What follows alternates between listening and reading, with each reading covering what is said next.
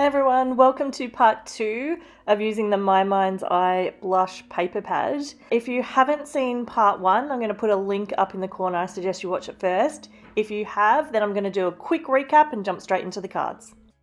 Hey everyone, this video is using the November 2021 Call Me Crafty Sheetload of cards template. This is the design of the card. It has 3 pattern papers as part of the design. With the card itself, you actually do create 2 separate pieces as indicated over here and then overlap them. What I've decided to do is instead of do the overlapping of these particular papers, I'm going to mat the pieces of paper directly onto this piece here. So not create the overlay. I feel like I'll get a similar effect, but I won't hide the paper and I'll use less of this grey cardstock here. For my design, what I'm going to do is I'm going to use my standard A2 white card bases. These are 5.5 by 4.25. I have some grey backing panels in 5.25 by 4. So jumping right into the cards, the first thing that I did was I prepared my sentiments. I did all of these bulk style, and as you can see, I'm not using a happy birthday sentiment, which was one of my goals from part 1 of the video. I did cut out all of these circles using my Sizzix Tim Holtz nested circle dies. It's a series of dies where you get 5 different sizes and 5 of each die, so it means that when you're doing things bulk style, you can cut out the circles really quite quickly using your die cutting machine. So for me, I used the second biggest to do the actual sentiment, and then I used the biggest circle to do these grey mats, and then I ran through and I did all of them at once and had them all prepared and ready for card creation. The next preparation step is getting all of the card bases ready. So I used my ATG gun to attach the 5.25 by 4 inch grey panels to the A2 white card bases.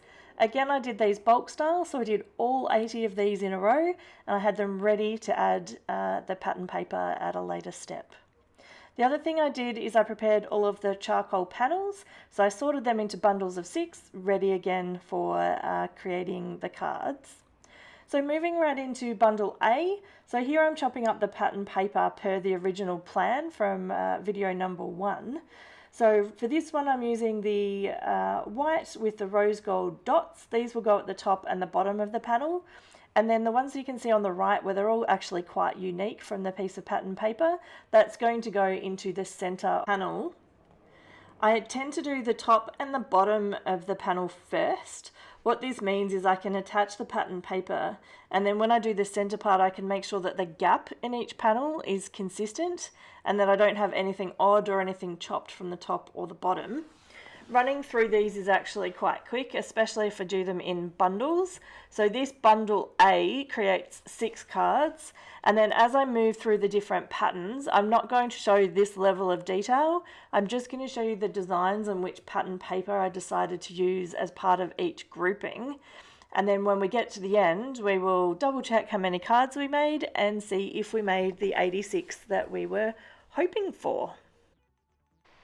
So I'm just finishing up these panels by attaching the middle piece, and again making sure that I've got really even spacing between the middle panel and the ends. I'm then going to add some ATG to each of these panels and then attach them to the prepared card bases. So in the top left, I've got everything sorted into groups of 6, ready to go. Makes the whole process really quite straightforward and streamlined. The next thing I'm going to do is I'm going to add the sentiments. Because the circle is going to stick out a little bit off the edge of the panel, I don't want it to dip down and have a noticeable dip when the cards are completed. So I'm just adding some scrap cardstock from my stash and then putting that to the right. And then when I attach these circle sentiments, they'll stay propped up and they'll look nice and flat and nice and symmetrical on the completed card. For bundle B, I used some of the foil paper with the sketchy dots and then the patterned flower paper that doesn't have any foil. So it ended up being a really nice balance. I managed to do a double lot of cards out of this design. So there are 12 of these ones in total. The next design is very similar to the previous one, but in the middle, we've got the pink paper with the rose gold stripes.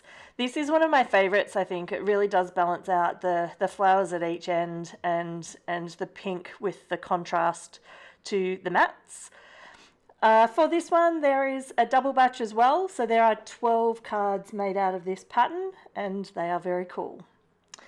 We now move into bundle D. These ones have the rose gold with the navy and sort of the pinky cream in the middle. And again, I'm working my way through the patterned paper with the flowers that is at the top and bottom. Because those are cut into small pieces, they went a long way, and I managed to do a lot of cards with those.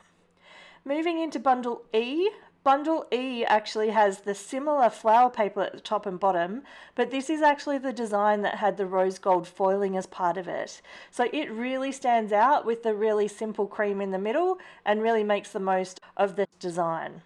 For bundle F, this one was a little bit tricky because I have the navy on the charcoal. Wasn't sure how this would go, so for this design I gave it a try. It contrasts with the cream and the pink in the center, but I really think that possibly if I did it again, I would use white mattes for that one. Moving on to pattern G. Pattern G has a bit of a mixture. I'm starting to get low now on my pieces of pattern paper, and I've got some of them that have the navy with the dots at the bottom, and some of them that have the scattered dots on the white. For the next bundle here, this is where I did actually decide to use white mattes instead of charcoal. With the navy and the rose gold, it really just felt like it needed to be a bit more of a contrast.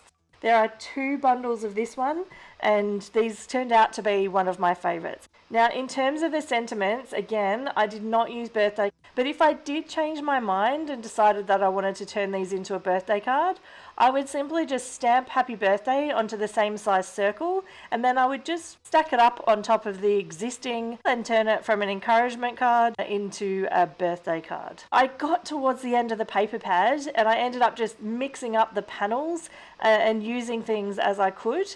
I did make a couple of false moves with the cuts, and so you can see for this very last card here, I just had bits and pieces and I just chopped them up and put them together as best I could with a bit of a gap in the middle between the pieces of paper.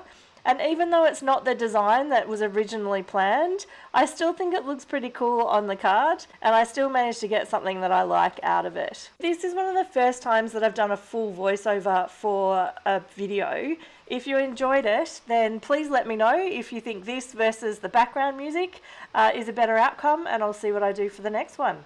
Okay, so I've finished all of the cards. Let's see if I managed to get 86. 1, 2, 3, 4, 5.